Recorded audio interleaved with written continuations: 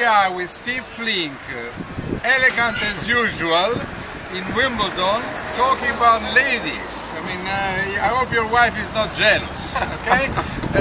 Tennis ladies, okay? Absolutely. There are 8 players who are not seeded who are in the last 16, and there are 3 Italians that you may not know, but I mean, you know, one is Giorgi. Nobody knew about her. She came from qualifying. She hasn't lost a set, and she's quite impressive. She beat Petrova yesterday. It's a good win. Very good win. And there are no other countries who have 3 players with the same flag. Only Italy. So you're bragging about the Italians again. Yeah. I mean, you get Schiavone winning the French, then getting to the final. You get Irani in the finals, and now this. Yeah.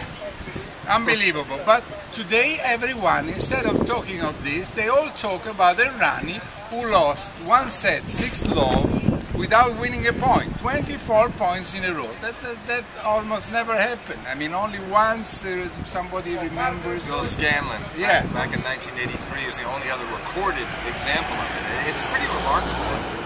Her opponent makes only 1 unforced error against Irani, right? Yeah. And Irani made 1 unforced error in those 24 points, but that also tells me that Irani wasn't taking many risks, because she would have made a few errors, but still, it's a remarkable accomplishment, 24 points in a row. I remember once seeing Wimbledon against McEnroe at the French in '83 win 23 straight points, but that was from the middle of one set to the middle of the other. And then he made an unforced error on the next one. We were all very upset with him. Well, Steve, so a legend encyclopedia, you know, he remembers Wimbledon McEnroe. I mean, you weren't even born, most of you were following us. Well, what do you think? Who do you think will win this tournament? Because okay, Sharapova has been pretty convincing sometimes, but not that much when she played against Pironkova, you know. And Azarenka is true. So the top 2 are there. Right. And Radwanska has to play Giorgi. Yeah, tricky match. I do think Sharapova is a pretty good bet to get to the final, because look at her record in the majors in the last year. She was in the finals here last year, finals of Australia this year, wins the French for the premier Grand Slam, and now good chance to get back to the finals as the top seed. But I think the problem for her is going to be on the bottom half of the draw with Serena, who survived a very harrowing skirmish today, 9-7 in the third. She's serving to save them. Matched several times. It was not easy. She got out of it against Zheng Ji, and now I think she's going to pick her game up. I think we're going to get Serena, Sharapova in the finals, and my guess is that Williams will win the title. We have seen already Sharapova Serena final. Huh? Yes. Yes, but of course the young Sharapova hadn't been taking so many beatings from Serena yet, and she beat Serena with a spectacular performance in straight sets to win the crown in 2004. I don't think that would happen this time. Yeah, well, so anyway, we are interested to see what will happen.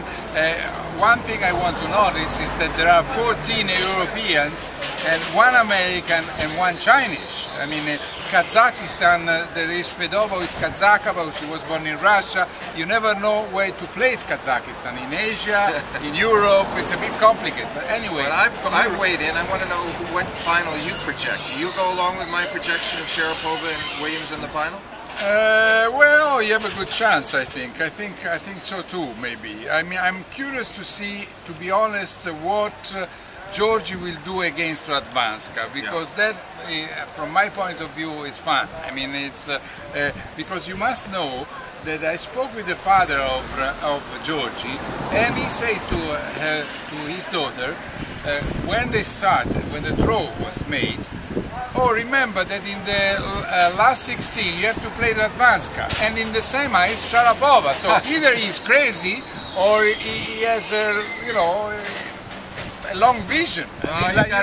He's got a vision, and he wants her to dream large dreams. So yeah, let's not argue with it. Yeah, you remember Richard Williams when 14 years ago was saying, "Oh, my daughters will become #1 and #2 of the world," and everyone was laughing at him. They were, and he had the last laugh, didn't he? Yeah. And we have our last laugh now. So talk to you about Wimbledon next days, men's and women, with Steve Flink of Tennis Channel.